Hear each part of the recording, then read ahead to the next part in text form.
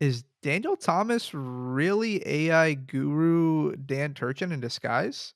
Does generative AI mean that tech support is going extinct in the next decade?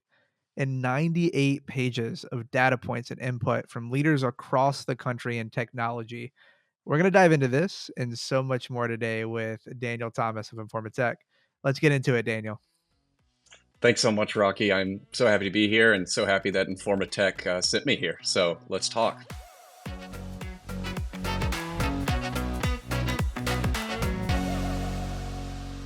On today's episode of Bites of Banter, we're joined by Daniel Thomas, Principal Analyst with Informa Tech. How you doing today, Daniel?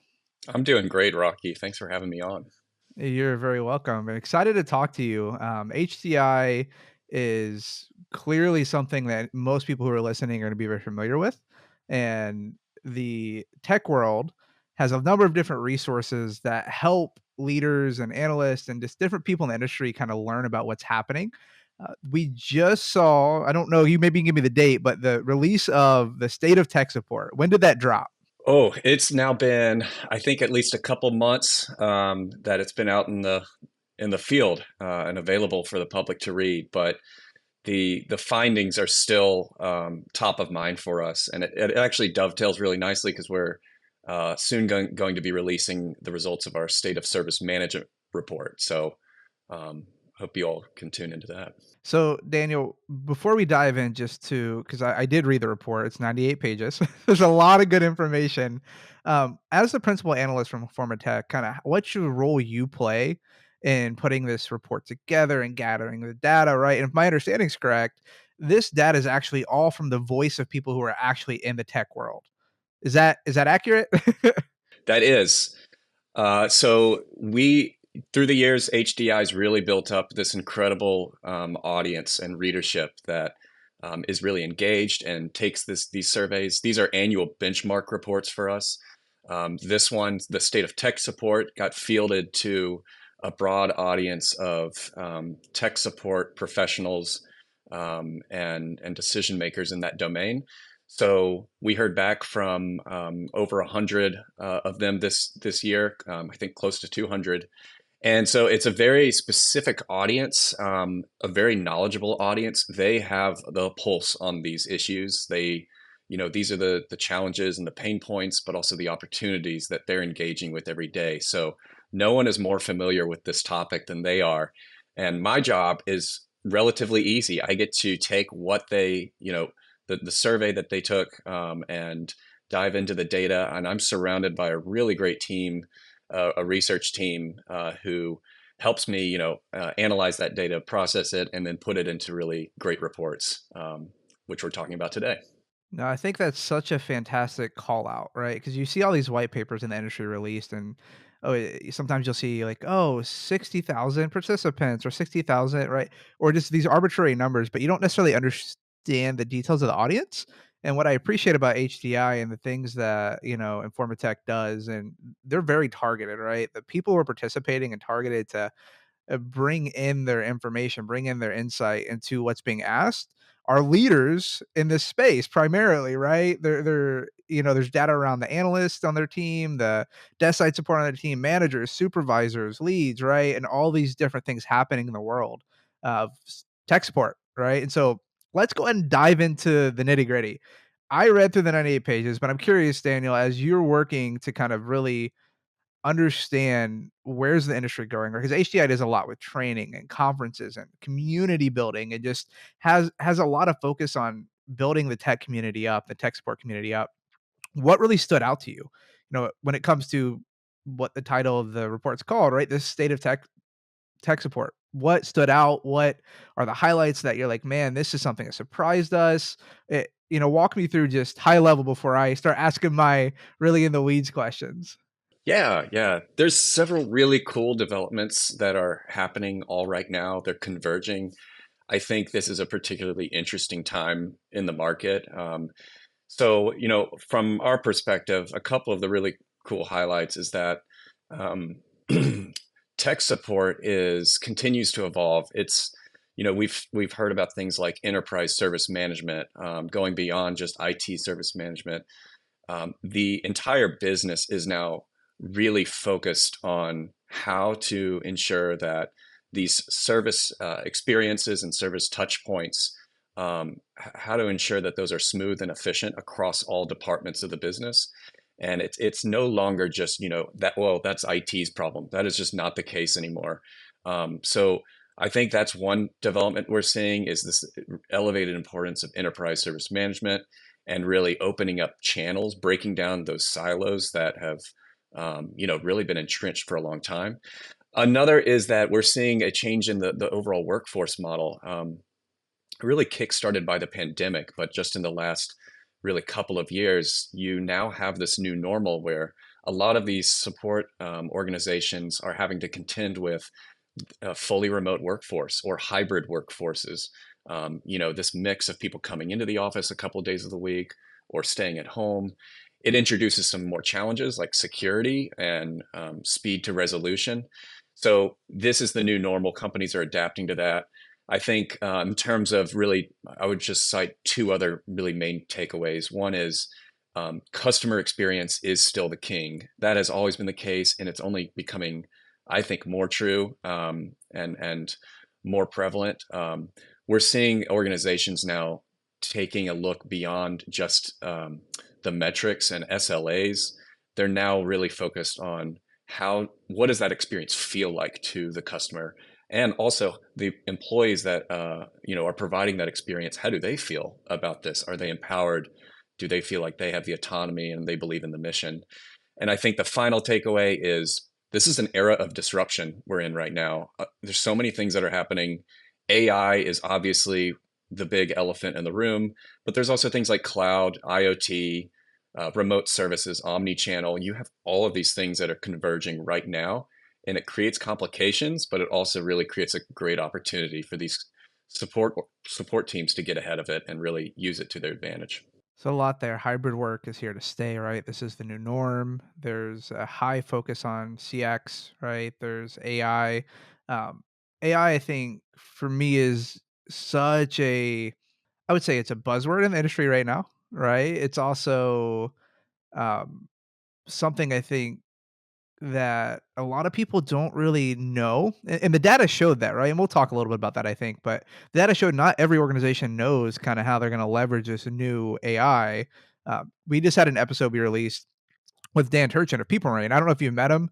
If you haven't, you gotta reach out to him. Super smart guy, awesome to talk to him, but he has this way of looking at AI and talking about AI and machine learning, removing friction. Right, and removing friction to ultimately create a better work environment for people. When you talk about tech support, the industries vary. Every industry has IT support of some sort. No matter what you're doing, there's somebody who's supporting your technology. What does the future of tech look like when it comes to the support agent, the support business, and what does it look like to remove friction leveraging AI for the people supporting, right? Whatever market they're in, whatever company they're supporting. That's a great question. So I understand that there are some valid concerns about how AI is being used and how it's being introduced into these organizations and the effect that could have on processes and personnel who have been there and really there are concerns just around like how AI is being used responsibly and what impact that might have on workers, support team workers. But I'm familiar with Dan Turchin. I haven't met him. I hope I do one day. He is brilliant, and I think that he. One thing I really like about how his take on it, and I agree with him on this, is that AI is an opportunity to actually bring out the best of what humans are already really great at. You let AI do its job well, and it's definitely suited for certain tasks, but also it allows humans, I think, to really focus on their own strengths. Strengths like that empathy factor, the critical thinking, really using sort of rational judgments to decide on the best course of action. Um, I don't ever see a world where tech support removes the human. The human is central to this domain. The data from this year's report really backs that up. even as things like AI come into their own, mature and start entering the workforce, we're actually seeing organizations really prioritizing more of those human skills, the soft skills, the communication, the leadership skills. Integrity was one of the top attributes that employers are looking for in new hires. And those just really, just let AI has a place and it can play this incredible role, but it's actually revealing like where humans really have this indispensable role. And I don't see that going away as AI comes into fruition. So this is part 2 of an article I just wrote for HDI, right, from Informa Tech. HDI, the support with live releases, right, their articles, and I had the honor and, of actually writing for them this year, and I did a two-part series on this very topic that you're talking about, Daniel, which is why I am just smiling because even if you go back when I started in IT in 2015, that was kind of this new idea of these chatbots, right? And people who've been in the industry for any amount of time can think about the same sentiment I think that people are feeling right now, like, "Oh, I'm not gonna have a job because of chatbots," which that's so far from reality, and I think you're spot on, from a humans aren't replaceable, period. The data showed that, and I'm gonna walk through some of these roles because I thought this was interesting. This really stood out to me. So support analyst, what are desired skills, right? You talked a little about it. It's the troubleshooting, the ability to accumulate knowledge quickly, because the world's changing, it makes sense. Providing superior customer service, clear communication, self motivation to grow in the role, managers, integrity, the ability to marshal a team toward a common purpose, strategic thinking, problem management, eagerness to understand the language of business. So important. So important. We'll talk about that one more in a minute. Directors, leadership and strategic thinking, high emotional intelligence, sensitivity to team dynamics. Can AI ever accomplish those things? It's a tough question to answer. I think that someone could answer that yes, and someone could answer that no. But I think the way I kind of see it is that for the foreseeable future, humans have the edge against AI when it comes to those things. And, there may be a future sci-fi scenario where AI can display that sort of nuanced understanding and that ability to evaluate all of those little messy, human quirks that humans have to wade through when we're in this, providing these kinds of services. But right now, it's nowhere close. And I just don't see that going away. I don't see that changing. Now, I do think there's a huge part where AI can start complementing those sorts of tasks, those sorts of skills. Um, Humans can leverage AI to make more informed decisions, from a leadership perspective. Sometimes AI can give humans sort of an idea of how to approach a situation, but really you do need that human in the loop to just, to verify, like, yeah, that makes sense. What you don't want is AI that is just sort of unsupervised and rogue, and because as we know, they're prone to hallucination. All they have is data, and so they're acting on that data. And if there's good data and bad data, guess what? You can't trust that. You can't always trust that outcome. So I just think that some of these skills that you just mentioned, and which our respondents this year really prioritized, humans like kind of have a monopoly on those for the foreseeable Yeah. future. And it'll be cool to see how they use I think, to, augment those capabilities. I think this is the world of iRobot, right? If you've ever watched iRobot, like nobody wants unattended, pure just automation, and we're such a far way out from somebody being able to pick up the phone and hear, right? If Dan, you call me as an agent, to being able to hear that you're having a really rough day, and your problem isn't just you need a printer mapped because you need to print a report that was past due because your boss didn't tell you you need to deliver it. But me as a human, I can pick up on what's going on, right? I can show that empathy. This is a hill I'll die on. AI will never be able to do that. Just like it'll never be able to feel the wind on its skin, right? It'll never be able to. eat a piece of delicious fried chicken. There's certain things AI can't do. Yeah, And I think that, for me, I think correlates directly into, what you talked about, where customer experience is such a critical component, that support, that's not going away. That's the main focus. Where XLAs, experience level agreements, are becoming more and more relevant and normal. Um, Yet, number one, the question I would have, are they the standard from what you're saying and what the data shows yet? And if they're not, how do we get more people to understand the value of XLAs versus SLAs? Like, we have a lot of people on our street, Rayanne and Bruno and Doug, right? Rabel, and Patricia Severa talks about XLA. Like, all these thought leaders talk about XLAs, but is it the norm yet? And how do we get more people to understand the value it brings? that's a really good question. I don't think it is the norm yet, and I think we are heading in that direction, but it's still something that I think a lot of these organizations haven't. Um, it should be the priority, and I don't think it's the priority for many of them just yet. SLAs are still, the dominant talking point. Um, I really like the way you mentioned Doug Raybold. He is obviously a pioneer on this. He has this great quote where he says, "Customers, they don't see in SLA verticals. They're not looking at how this experience was on desk support versus in person versus phone. They don't see that. All they see is this horizontally is one big experience. Was it good or was it bad? And you know, I I would love to see XLAs gain more prominence and for teams to really move in that direction. SLAs will still have their part, um, but it's really important, I think, to tackle that experience issue. I think it's long overdue to have this kind of conversation. And I'm going to use an analogy here, right, which I was thinking about this. Like I used to, there's this TV show a lot of our viewers or our listeners might remember called House about a brilliant doctor who had horrible bedside manners.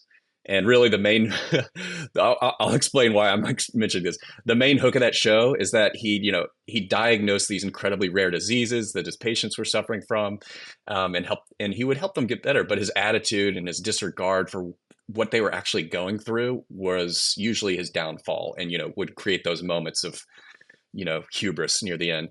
Um, so on paper, he checked all the boxes: correct diagnosis, successful surgery, patient gets better. But many of those patients would probably never want to deal with him again. And so I mentioned that because I think the SLA has traditionally been a great way of saying, like, did we fix what was broken, or how well was the job done? But it doesn't actually answer the question of, like, how did that experience feel for the person on the other side? You can actually have a positive, um, a resolution, but the experience itself may have fallen flat. And I think that's where an XLA can really come in. It does allow an organization to really understand the fuller picture of how their customers or employees feel about the service they got. Um, yeah, so I just hope that we continue to see attention from those. It was a big theme at this year's Support World Live, and I'd love to see that continue. That's such a good analogy. House, I never would have thought about that as a good example, but it's so perfect, right? I think you're fixing the problem, but do I want to come back, right? And that doesn't even look at the components of XLA that look at the voice of the voiceless. People who, I'm gonna suffer in silence, right? That's the term I've heard used for those people. I'm gonna just ignore my issues with latency, and this is just because I don't want to call service desk. Well, XLAs, you can utilize decks and dim tools, right? And see without them ever calling you, to proactively resolve, right, those issues. So I think you're spot on, and SLAs have a place, and that's something that I don't think they're ever going to go away. But I think in our industry, holistically, we do a really bad job of talking about how SLAs impact business outcome, right? Because does the customer care if I picked up the phone in 45 seconds versus 30 or 60? do they really care, right? Like, does it impact their business and the outcome, the job they're trying to do? And same with sentiment, right? Sentiment analysis is something I'm seeing more and more pop up where whether it's fully truly sentiment or it's just sentiment change, across like maybe somebody calls in really angry, so you have the opportunity to change that sentiment, or maybe someone is calm the whole time, they're not angry, they're just kind of new hire, they're excited. You might not have the opportunity to change that, but being able to measure those things really give us insight in the industry for what we do to not only drive business outcomes, drive human emotions in a way that says you're valued, but also bridges that gap between what IT so many times being perceived as a stepping stone when really they're driving business value every day, right? And speaking to how they do that. So I love that. I think you're totally right. I especially love your point about giving the voice to the voiceless. Um, it, and for companies who are, it's like, how do you get more companies to buy into that? Uh, you know, these organizations, who are maybe they're losing customers, but the data suggests they should be gaining customers. If they're performing, at a high level on these metrics, but they're losing customers, there's your sign. There's a story there that you're not getting the full story there. Another kind of a crude analogy is like standardized testing, for example, only measures your ability to take a standardized test. It does not measure how well-rounded that student is, what sorts of volunteering they do, how they treat others, what they're passionate about, what their ambitions are.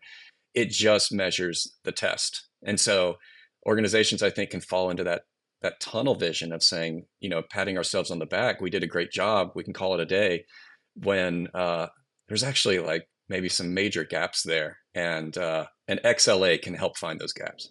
And I love that XLAs are so much more pivotable, and they should be, right? If you ever listen to anybody talk about XLAs who knows anything about XLAs, they shouldn't be something that doesn't change ever, right? Because your business objectives change, your projects change. Even you talked about losing customers, but what about losing employees, right? What does that onboarding experience look like? Or where's the gap that is impacting their ability to do their job that's causing them frustration that ultimately leads to them deciding in 3 months this isn't in place because I'm not even equipped to do my job because it took them 3 months to get me a working laptop and I had to go figure out what apps I need instead of having a zero touch provisioning in place, right? All or people in work who are working in office versus hybrid, right? What is that experience? How does that compare? So a lot of good points. Let me pivot. I'm going to talk a little bit about the people side of the report because something that I found interesting is just the tenure of people staying. Right there's an average of 4 years for an analyst, a support desk analyst, and 6 years for somebody who's leading that desk as a manager. Which for me, uh, I would have never guessed that for an analyst, because of this sentiment historically that IT support is a stepping stone to other IT roles, which I don't think has to be the case. Um, but with that being said, how can organizations make sure that those people who are staying longer are prepared for the future? Because things are changing dynamically, right?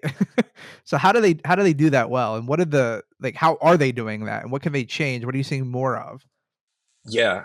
So I would say the really another takeaway from this report was the importance of training, and how I think the traditional idea of training as being this, very heavy on the front end. When you get hired, you go through the onboarding. It's very intensive, trying to get that employee up to speed and proficient.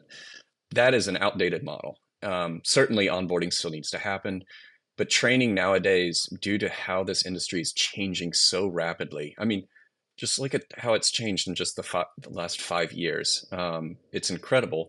And if you're just holding on to that old model of, we got this in person in, they know the basics, let them run. Okay, that is going to become really, that person's going to become obsolete if you do not continually invest in them.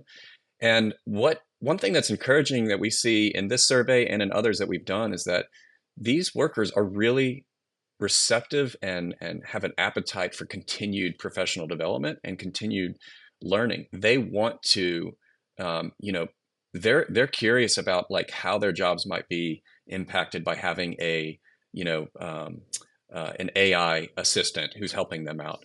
They want to kind of get ahead of that and understand that. I think that to answer your question, that model just it, the training element is so important now, and the it's really important for organizations, I think, to have that transparent relationship with some of these analysts and these managers to say, like, what is your goal in working here? How does that align with the mission that we have as an organization?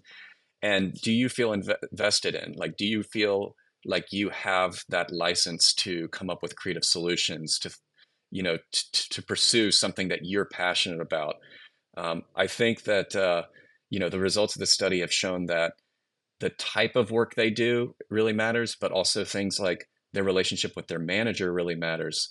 The level of training and continued support from the company really matters. All of these things factor in together, and ultimately, I think determine that retention rate. Do employees stay on, or are they ready to migrate? So I hear you say that, and it leads me to a question of, okay, do you think that means that we're gonna see more and more need for, I mean, things and presentations and trainings and, voices of thought leadership similar to like the Kirk Weisers of the world, where they might not be talking about tech, right? They might not be diving deep into the technology and what's happening in technology or KCS or, generative AI, but they're talking about those fundamental skills that it takes to lead other people well. Like, do you see that kind of being a gap in it right now? Like, it's probably going to grow. Is it kind of like, okay, it's there, but it's going to be exponentially needed? Like, kind of walk me through what that means in the scope of what people in the support world, no pun intended, are going to be looking for in terms of growth and training, specifically leaders too. Yeah. Yeah, yeah, yeah. We've seen, I think, a trend of it's now more important than ever for support team leaders and managers and supervisors to understand the business, to actually be clued into, what other departments are, what are their goals, and to just kind of have a pulse on that, and to be able to speak that language too.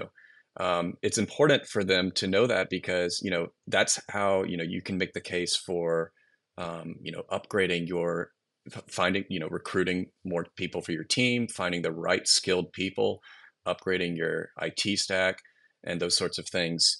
You need to make that business case. That's really important.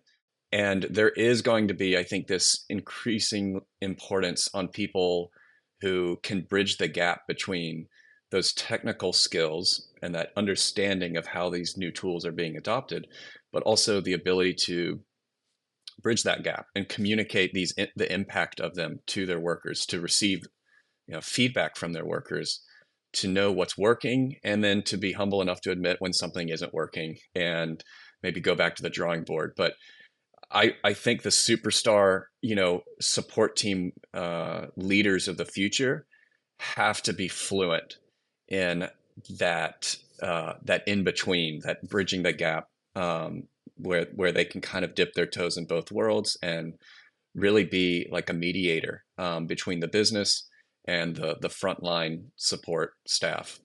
I almost think of it as like a skill, kinda like DevOps, but I don't know what the term would be for, like, leader tech, business out like, business language, I'm not sure. Um, but I think, as somebody in the tech space and the team that I support, and I support leaders that report into me, and we have, like, 300 agents that are supporting different various industries. But what I found is, man, there's so much meaning when the agent and the leader understand the customer they're supporting, to your point, but not just the technology they're using, but what are they trying to do, right? And for companies that are hiring internal support folks, I just think about like a hospital network or even, any sort of clinician and how important it would be for them to understand the challenges of their business when they need to go hire somebody who has technology experience specific to like Epic, right? Which is the whole entire system that's running the entire hospital. They don't have anybody with experience in Epic. They just migrated to Epic and guess what? Now they're trying to figure out what they need to do when certain issues happen, right? So I think that just an example that just there's so much value in understanding not only what is the business trying to accomplish, but how do we contribute, right? And having that voice, like we had Tony North on. I don't know if you know who he is, another HDI veteran, and he talked a lot about helping his team come along the journey and giving them a voice in their goals, right? And really speaking to what do I want to achieve that's going to contribute to the business. So I love that. I totally agree with him about that. I do think that it's just super important for organizations to really get ahead of that and really try to understand what the aspirations of their employees are. AI, for example, there's a really great illustration here of a lot of these organizations that are looking at AI, for example, right now. Um, you know, there's this excitement about what it can do. Deploy it and start getting results immediately. The reason we haven't seen that a lot of companies rushing and really going, I think there's actually mistakes when some of these companies have really like rushed into the whole AI stuff. The reason is because you need this entire infrastructure in place before you even deploy it. You need data policies. You need the right kind of governance. You need to get ahead. Train your workers. You need to communicate how this is going. There's this whole communication factor. It's not as simple as just opening up this box that has the AI product and turning it on. It's not. It affects so many other things. And going back to the whole thing about training, you I don't think you can approach this as just, flip a switch and we'll get this. There's a lot of nuances here that organizations really need to keep in mind as they're working with employees on that path forward. Yeah, I think that's such a good point. Rushing something can be very dangerous, very costly, not even financially to your business, goals that you're trying to achieve. Um, in my head, I'm thinking about, right, the need for OCM when you turn on a chatbot. Because if you don't turn on a chatbot, and if you turn on a chatbot and you don't communicate with your end users, hey, what's the goal? Number one, it's not going to be successful, right? So you're not training the people who are going to be using it. And then I kind of take it a step further backwards, garbage in, garbage out, right? If you don't have systems in place, you don't have governance in place. If your knowledge is crap or doesn't exist, right? If your agents right now aren't using your knowledge because there's things missing, AI is going to be training on that. Right? Gen AI is going to be learning from, well, learning is not the right proper term if you're talking to somebody who knows Gen AI, right? But it's going to be using that as a source to provide output to someone to ask a question, but it's not accurate, right? So there's this gap, I think, from expectations to reality. I think we talked about this when we first talked, right? Is we're in this hype cycle, and I don't think it's going away, but I'm really curious to see. And I don't know if the results showed any kind of in-depth details, like, about where it's actually gonna head, but are we really, like, what's the true outcome and output we're gonna get from Gen AI in the tech world, right? Is it gonna be just that personal assistant that's giving you answers quicker based on a transcript that it's recording on that call or that chat? Or is it gonna be something that has APIs behind it that's driving the actions that allow you to focus on the complex issues? Because again, Gen AI, if it doesn't give you the right answers and make your life more efficient to be able to focus on that experience and focus on the complex issues that an API can't fix, is it really adding as much value? Is it really worth its cost? I don't know the answer to that question. What did the data said? I think 40% of people, practitioners, are still kind of on the fence if they're even going to do anything with it. Yeah, the survey that we fielded, I think it was 40% right now have no plans with generative AI. 40% are experimenting or planning to use AI in the next 12 months.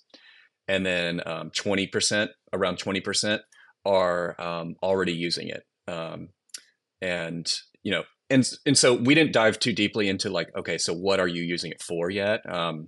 We just wanted to kind of get a sense of like, is this on your radar? How far along are you? What I think is And I'm, you know, it's a great question. I'm actually hesitant to. I would be uncomfortable giving you a definitive answer because of how quickly these things can change. But yeah, I think right now what we're seeing is there's a lot of attention in how AI. There's certainly the chatbot element, and using it as a virtual assistant. But going back to Dan Turchin's point about removing friction, I think it's on each organization to decide how AI can help them remove that friction. So that might be forecasting or scheduling, uh, that sorts of thing. It might be predicting just kind of workloads based on just you know what the current environment is saying. It might be uh, sort of setting up teams, like a co-pilot, where there's this sort of like interaction between the support personnel and the AI, and they're checking each other. Um, Obviously, there's applications for workflow automation, incident response, incident management, service request management. But yeah, I think that we are seeing the hype give way to the reality right now. Um, and it's about time. Um, there's still going to be that hype, but I think right now organizations are starting to take those small steps, and I think that's great. Take small steps. You don't want to rush into this. Really try to collect that employee feedback and get ahead of it and communicate how these things can impact them. They're your best advocates. You want them on your side. So it's really important to make them a part of that process and ask them for what works, what doesn't, rather than just rolling this out and telling them, this is the new normal. Yeah, I mean, who knows your employees better than your service desk? That's something I'll say forever, right? Always like outside of teachers, first responders, there's no other profession I can think that has the ability to make a real impact on tangible impact in people's lives every day outside of IT support. And I think about the point you're making is if you don't give them a voice, a seat at the table, you're going to be missing critical details and information about, hey, what's actually happening in marketing when they call? What's actually happening in finance, right? What's their challenges? Because maybe it's a simple fix. Maybe you don't need Gen AI to fix it. Maybe you can, right? Maybe it's a simple API. And I think over time, the cost will go down, I hope, for some of these smaller organizations to really leverage the technology. And you're gonna have organizations like, Quinn Carley just posted she had just got a role promoted with RIT, and we're gonna have her on in the future, but somebody else you need to meet, Daniel, if you haven't, who she's now a generative AI program manager for RIT, right? So she's going to be looking at all the different departments in the universities. And I imagine it's going to be kind of figuring out what do we do with this new technology that makes sense, that's secure, right? And she's a gem to talk to. And I think you're going to see more of those type of things pop up, definitely in smaller organizations that want to leverage the technology, right? And I bet in the future, Dan, you're going to see that show up on your report. What's your different role? AI program manager. I can see it. Oh yeah, that's actually something I really do want future research from us to focus on, is the human element and how that's changing as as AI comes into its maturity, uh, because there does like I said earlier, the human role is only becoming more prominent, not less prominent. It's not as many are the doomsayers were predicting. I think that the human support worker is only going to become more important than ever, as AI is put to good use. So I would love to see that, and for our research to focus on that. The first chatbot was introduced in 1950s. It was a psychotherapist. Therapy still exists. That should give you confidence that, right, the humans aren't going away. So let me ask a question about kind of culture, right? AI is shifting, it's kind of changing. People are staying at places longer. What are things that you guys are seeing from leaders from different roles in the organization, IT support, and what are things that leaders and organizations can be doing to really keep their culture focused on the customer and being very customer centric? Like, walk me through kind of what you guys are seeing around that. That's a really good question. Yeah. You know, I think that what we're seeing is a lot of the more effective some of these effective teams that have really great cultures and missions. Um, they everything ties back to that. So you know, if it's going to advance that in that mission and support that mission, let's keep it on the table. Let's consider that. Let's get feedback on that. If it's not, if it's a distraction, um, don't pay any, just put that to the side.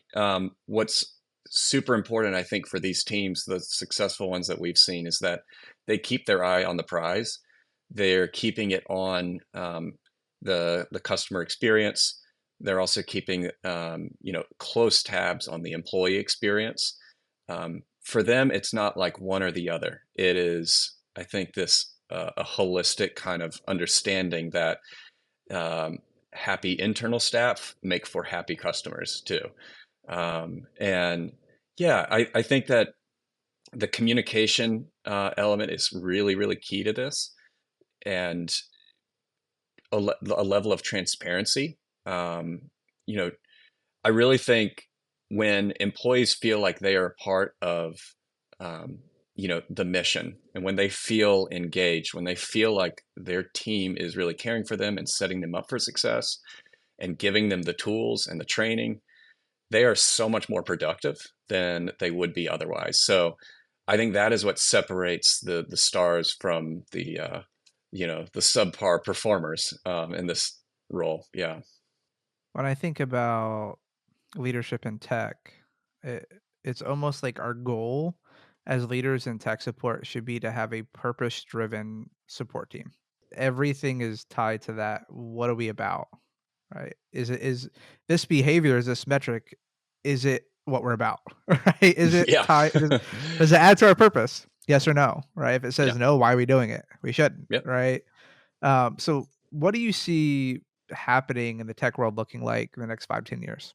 Like when you're assuming you're still in Informa Tech and you stay forever, Mhm. then you retire an old man with Informa Tech, Yeah. working releasing white papers and expanding them and support a tech space. 5, 10 years from now, what is the world gonna look like when it comes to tech support? What I think is so I think the last 5, 10 years are actually a really good blueprint for what's to come, which is that you have new actors on the stage, you have these new forces and tensions that are entering the stage, but what the most notably, like AI, and sort of this new focus on XLAs and sort of just these new developments that are coming about. But what hasn't changed, and I don't think what will change over the next 5 years, is still the goal being how to deliver really meaningful, really powerful experiences to from the business to the consumer and the customer. That is not going to change. So I think that philosophy is going to remain the same. What's just interesting is that the mechanics of delivering it might be different. We might see AI just play a much bigger role in how that comes about. But I'm really, again, there's so much talk about AI. I'm just so much more excited about the human, that how the support team and the support technician, how their role evolves in the years ahead. I think it's going to be a much more fulfilling role. AI has that opportunity to actually remove a lot of the tedious and the rote work that they don't want to be doing anyway. And it can free them to be doing, to really focusing on higher level cognitive decision making and problem solving. Really, the reason they wanted to get into this business, right? So I'm really excited about just how that's going to be. I think that would be my prediction, is that we're going to see um, a much more fulfilling and meaningful experience for the people in charge of delivering this service. AI is a part of the vehicle, right? But just like everything with measurements, it's tied to an outcome. The outcome of AI should be enhancing human experience at work, removing friction, Like Dan Turchin says, right? You come back to Dan. This is gonna be like Dan Turchin episode. Is this Daniel Thomas or Daniel Turchin's episode, right? But I think that's a world that I can get behind, where technicians and service desk analysts and IT tech leaders have a fulfilling purpose, focus day to day, every single day. Like, so I'm all about it. I hope you're right, Daniel. I really do. Because I can celebrate that. Now I know HDI does a ton of training, and Informa Tech offers a lot of training. And I do want to ask this question because I started as an analyst, as a contractor, like a service desk agent, right? And then I was an admin for a few months, and then I was team lead. But I spent 3 years of my time in my first company as a trainer, and I've only been in the company for 9 years, or in the industry for 9 years, so that's a third of my IT life was training. But something that really stood out to me, and I don't know if it was wording, if I misread it, uh, instructor-led training was nowhere to be found on any role as the primary method of training. Is that new? Like, is that something like, w w am I crazy? Like, did I read that right? Why is that? That's a good question. Yeah, what we saw was there's a lot of like, I think our categories were for training were like our methods of training were like there's computer-based training, there's on the job training, there's shadowing, there's webinars. I do there were quite a few, for example, when with the directors and the team leads, there was quite a big portion of them who did select mentoring and coaching as one of their top methods. So, I don't think that's going out of style, but you do see these other methods, I think, percolating to the top, in this new virtual world we're in where there's just a combination. You have so many different resources to choose from. And, maybe some organizations are just making that decision to focus more, on these alternative methods. I don't really have an explanation for why that is, but that's really interesting. And I'm just I'm thinking, and I'm thinking out loud here for a second. I think when you think about the adult learner, how many adults learn in the most effective way they learn is gonna be in a classroom? And I don't know what the numbers actually are, but I bet it's a lot smaller than the hands-on, right? And I wonder, even I don't know if you've heard the concept of micro trainings, right? Where, hey, we have this change coming. We're going to create a CBT, a computer-based training. It's very focused on that one thing. We have this process gap that people aren't following. We need to create this training that's very quick and agile. When you think about it, classroom training is not agile. I have to schedule you. I have to make sure that people are there to cover the business, and I have to remove you from your day-to-day job and then sit you in a classroom and talk about a PowerPoint, show you some tools, and then send you back on your way and hope you retain it. As opposed to I want you to watch, I want you to do, and I want you to confirm, right, and ask as you do, right? Like, it's probably so much more, so I think it kinda makes sense. I'm a little surprised that the hours of training were only, I think it was like I did the math, and I don't know the exact number, but it was like a total of 3% of someone's working if they work 49 weeks in a year.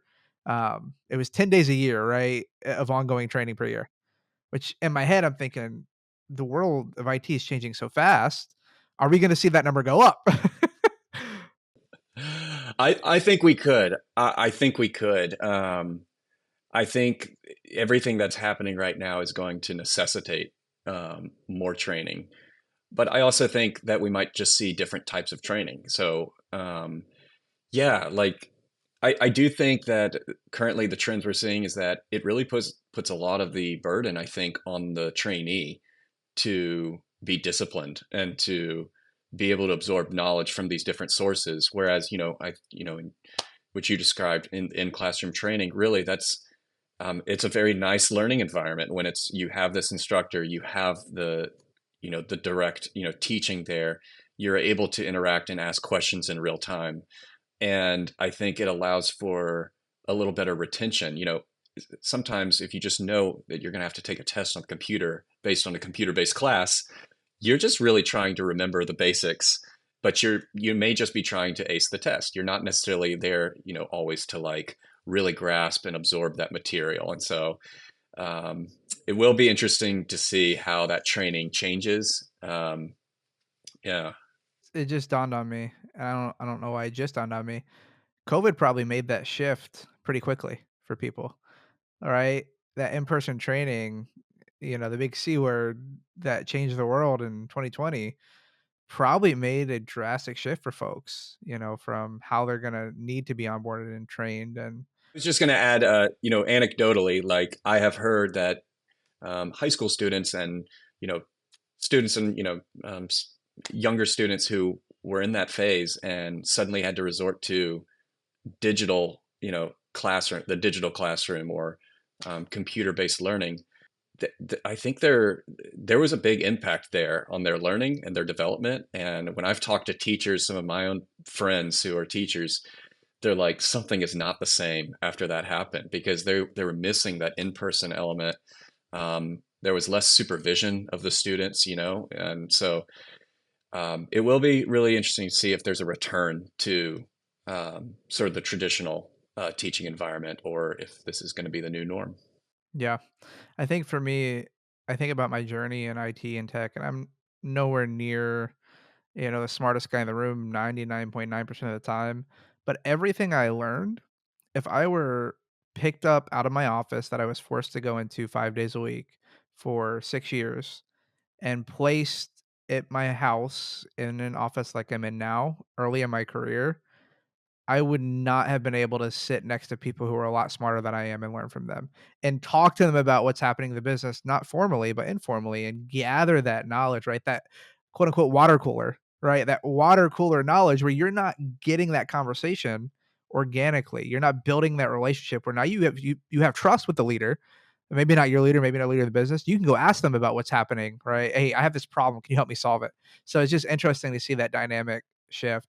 Anything else stand out, Daniel, on the report that you're like, man, this is something I think the HDI community needs to hear, needs to know, like this is happening. We talked about a lot, so I don't know if there's anything else that really stood out for you.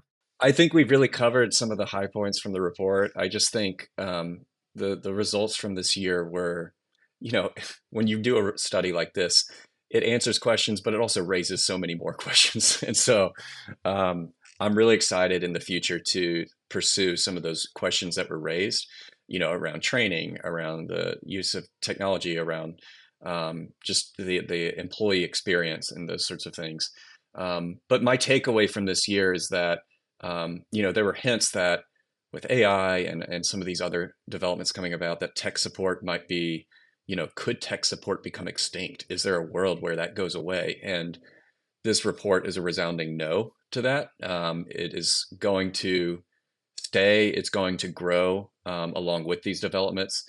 And it's really cool to just see I'm excited to see about how it really impacts the support teams going forward and as they ride these waves. I love it, and I think we have Robert Half on regularly, and all of the research they're putting out too, the white papers put out, same thing. Supports the same notion. Like these roles are not going away; they're only changing and growing. So let me ask you one final question, Daniel, before I send you on your way. And thank you for your time. You rewind the clock. I don't know how old you are. I'm gonna say you're 28. I don't know, 27. Maybe you're older. Maybe you're younger. That makes me feel Um, better. I'm in my early 30s. Well, you rewind the clock and you talk to, let's say, new college graduate Daniel or that age range, right? hmm What advice would you give younger Daniel that if you could turn back time, go meet younger Daniel, what advice would you give him? I would say really follow. I'm trying to say this without it sounding like trite or too cheesy, but like I think it's a really great sign if you always feel like you're learning. The moment you are not learning anymore, you're static, you're stagnant, and that's a warning sign. So I've always, and I think I'm proud that when I could look back over my career and where I've come from, I really do believe I've followed my passions. I've followed sort of that desire to keep learning and keep improving. And sometimes we find ourselves in a situation where the topic that's given to us or the job that's given to us may not be, sometimes we have really exciting assignments. Sometimes we don't. But I do believe that there's always an opportunity to find the hook in a subject that really interests you, the reason to keep diving into it. I think that's one thing I would say. And another is I would tell myself, like, learn how to tell a good story, because the more I progress in my career, the more I realize that people tend not to remember facts, or just, they tend not to grasp that. Um, but stories are memorable, and stories can change people's perceptions of things. There's a reason I think that some of the best life lessons I've gained have come from Pixar movies because they tell such great stories, and they're not trying to lecture you. They're trying to give you a character driven story that allows you to learn more about yourself. And so I would say, like, and I keep trying to improve that factor, is like really try to improve your storytelling ability, because that is what people hold on to. And it's what, yeah, it's contagious. Daniel, so much good wisdom in that advice to younger Daniel. I appreciate having you on today. I appreciate you giving us the time. I'm sure we'll have you back on when service management report releases. And thank you, thank you, thank you for your time. And we'll catch you next time on Bites and Banter. Thank you so much, Rocky. It's been really great being here, and can't wait to be on the next time too.